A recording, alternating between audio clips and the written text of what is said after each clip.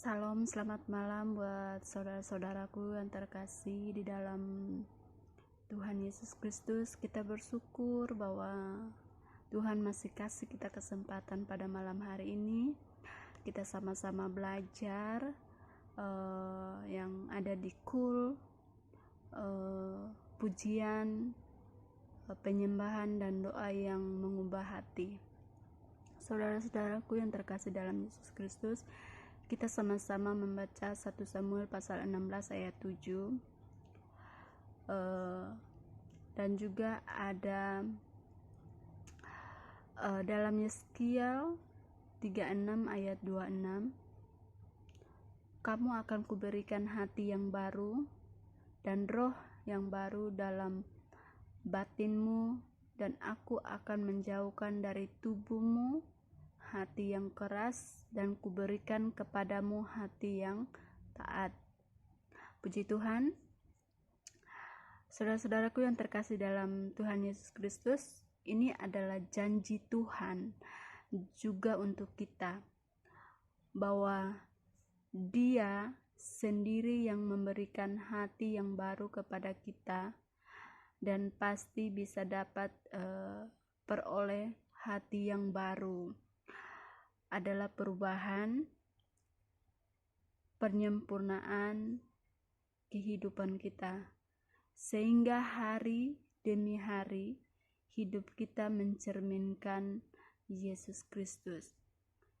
Jadi betapa pentingnya hati ini di mata Tuhan. Saudara-saudaraku yang terkasih dalam Yesus Kristus, jika Tuhan ingin memberikan hati yang baru dan terus membarui kita, lalu apa yang menjadi bagian kita?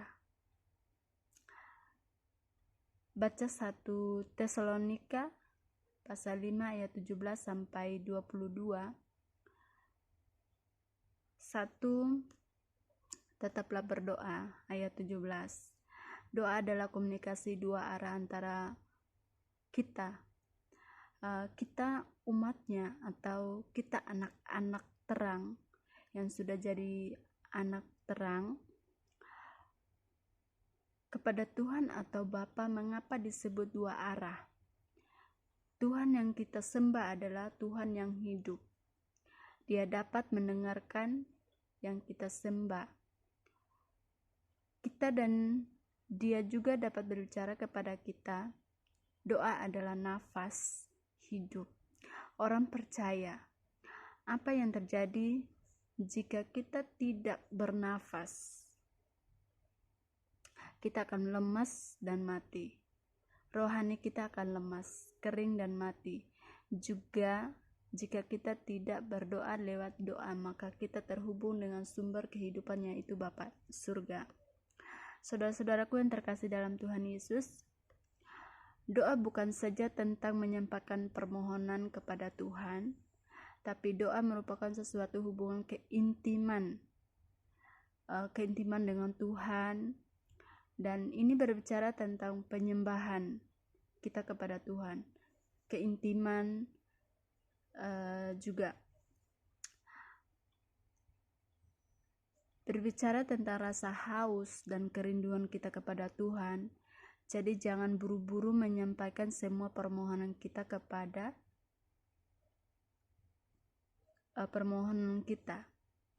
tetapi masuklah terlebih dahulu dengan membawa korban pujian dan penyembahan. Lewat korban pujian penyembahan kita mengundang hadiratnya Tuhan. Mungkin kita menyanyi-nyanyi dulu sebuah lagu yang kita bisa hafal. Kita ngundang Roh Kudus turut hadir juga, agar kita betul-betul fokus intim sama Tuhan. Saudara-saudaraku yang terkasih dalam Tuhan, jadi hal yang paling penting di dalam doa adalah kita mengalami hadiratan Tuhan. Ya, hadiran Tuhan itu paling penting. Jika kita datang dalam Tuhan, kita harus fokus intim sama Tuhan. Jadi kita harus rasakan kehadiran Tuhan, Roh Kudus berbicara dalam hati kita. Kita betul-betul merindukan kehadiran Tuhan.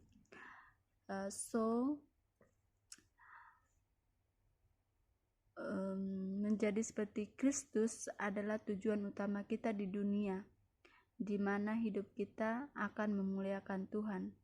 Pikiran, perasaan, Kristus ada di dalam kita karena kita intim dan dekat kepadanya. Di dalam keintiman dengan Tuhan, kita akan memperoleh sesuatu yang dahsyat. Kita boleh baca Mazmur pasal 25 ayat 14. Tuhan bergaul karib dengan orang yang takut akan Dia, dan perjanjiannya diberitakannya kepada mereka. Tidak semua orang bisa memperoleh janji Tuhan atau rahasia ilahi. Sebab itu, jadilah rumah doa menjadi gaya hidup kita setiap hari. Saudara-saudaraku, kita biasakan diri bangun pagi, kita mengucap syukur, kita berdoa. Mungkin kita bangun tidur, kita berdoa walaupun itu 5 menit. Lepas itu kita mau ke toilet, sikat gigi, bersih-bersih dulu. Habis itu ada waktu kita baca firman Tuhan, kita berdoa sesaat. Nah, itu waktu, itulah keintiman kita kepada Tuhan, lebih dekat sama Tuhan, kita akan rasakan hadirat Tuhan. Saudara-saudaraku, yang kedua, mengucap syukurlah dalam segala hal, sebab itulah yang dikehendaki Allah di dalam Kristus Yesus bagi kamu. Ayat 18. Di sini dikatakan bahwa kita hendaknya mengucap syukur di dalam segala hal. Saudara-saudara, jika kita diminta mengucap syukur untuk hal yang baik, itu pasti mudah dilakukan. Pasti bilang, terima kasih Tuhan bahwa hari ini kita mendapatkan sesuatu, itu cepat sekali. Tapi sungkarnya, jika kita diminta mengucap syukur untuk perkara yang tidak enak, atau perkara yang kesusahan, pada umumnya tentu berat bagi kita untuk melakukannya. Tetapi karena ini tertulis di Alkitab, apakah kita tetap melakukannya? Kalau bagi saya sudah merasakan itu. Jadi di saat-saat sebegini saya tetap mengucap syukur, walaupun itu sulit.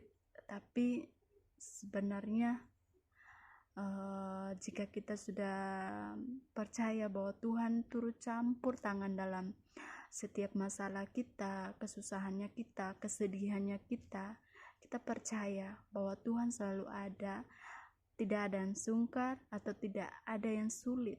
Kita tetap mengucap syukur di saat kita senang, di saat sedih, di saat kita ada masalah. Kita harus bersyukur dalam segala hal. Ya, saudara-saudaraku yang terkasih dalam Tuhan Yesus Kristus, jika kita bersyukur berarti kita sedang mengeluh atau protes akan keadaan, dan sebenarnya saat itu kita sedang membuka celah untuk roh jahat mencuri damai sejahtera di hati kita.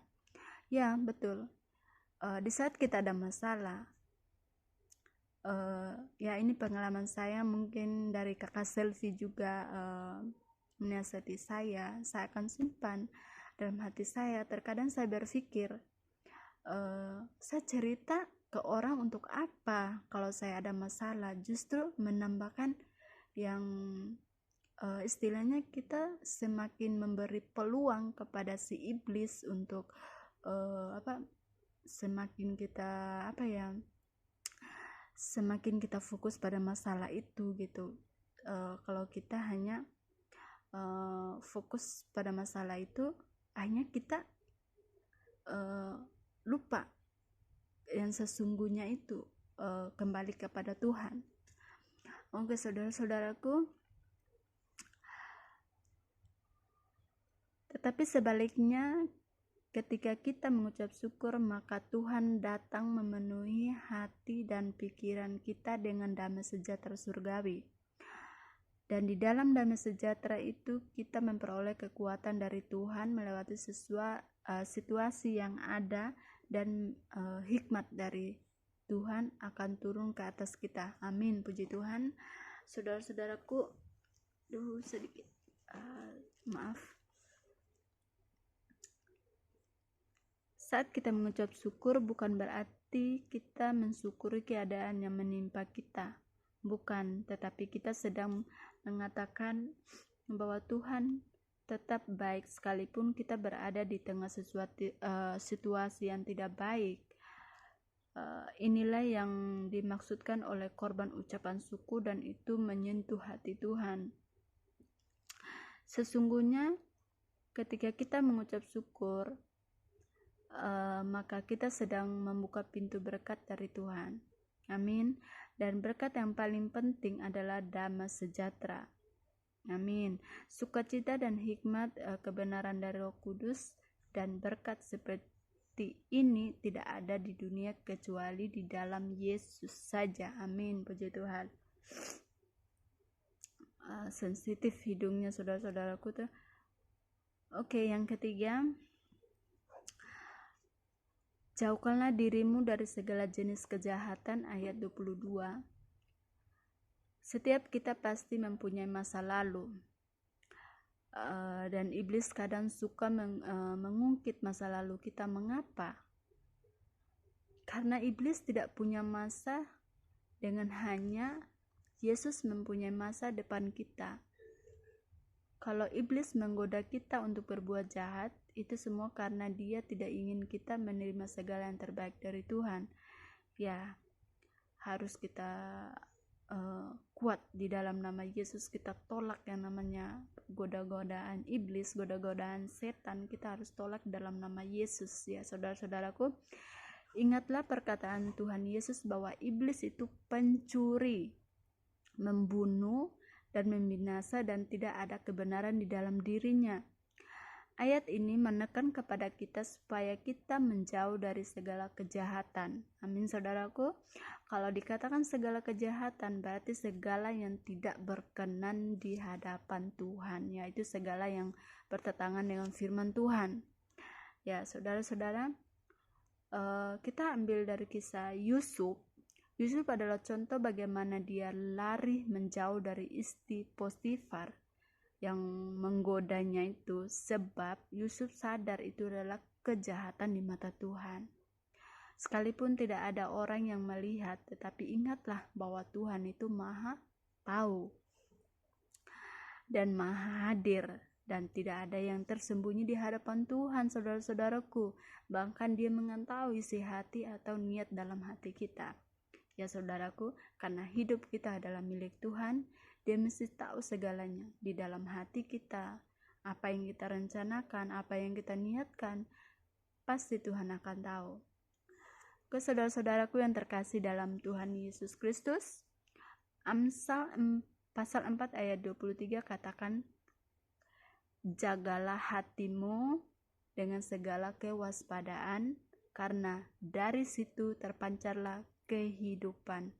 Waspadalah supaya yang jahat itu jangan masuk di dalam hatimu. Amin, saudara-saudaraku yang terkasih dalam Tuhan Yesus Kristus.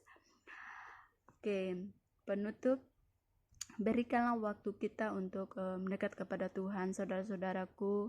Kita jangan fokus dengan mungkin termasuk saya juga, kita jangan fokus dengan hal duniawi ya, seperti mungkin seperti Facebook lah, apalah, mungkin waktu kita yang di Facebook itu kita kasih waktu untuk Tuhan. Ya, saudara-saudaraku, kita saling mengingatkan, karena saya juga masih fokus sama hal duniawi. Kita minta ampun sama Tuhan, kita lebih fokus yang berkenan di mata Tuhan. Jangan terlalu sibuk dengan rutinitas kita. Dengarkanlah suara Tuhan, dengarkanlah firman-Nya. Itulah yang menyegarkan dan menguatkan hati kita. Allah itu tidak jauh dari kita, anak-anaknya. Dia hanya sejauh doa, saudara-saudaraku. Amin. Tuhan izinkan kita melewati badai, lembah kelam, dan padang gurun. Tetapi justru lewat situasi ini kita mendekat kepada membawa korban syukur, pujian penyembahan, maka Tuhan mengubah hati kita serta iman kita menjadi semakin bertumbuh dan kuat. Bagikan pengalaman Anda dalam 2 poin di atas. Mungkin saudara-saudaraku yang terkasih dalam Tuhan, terima kasih untuk firman Tuhan. Saya minta maaf sedikit gangguan, hidung saya sedikit sensitif. Puji Tuhan, sebelum saya menutup ini firman Tuhan pada malam hari ini, saya mau berdoa. Ya Tuhan Yesus, terima kasih untuk firman-Mu yang kami sudah bacakan hari ini. Semoga juga saudara-saudaraku yang mendengar firman ini, Tuhan memberkati setiap apa yang kami dengar ya Tuhan. Semoga kami menjadi anak-anak yang terang, lebih taat, lebih banyak mengucap syukur ya Tuhan. Terima kasih Tuhan. Berkati juga setiap sahabat-sahabatku yang mendengar firman Tuhan ini. Kiranya Engkau jauhkan kami dari segala mara bahaya apapun ya Tuhan. Tuhan, teruslah Engkau mengubah hati kami menjadi yang lebih taat, lebih takut, lebih mendengarkan suara-Mu. Terima kasih Tuhan Yesus. Ya Tuhan, ini doa dan ucap syukur kami dalam nama Tuhan Yesus Kristus. Haleluya. Amin. Terima kasih. Salam. Tuhan Yesus memberkati.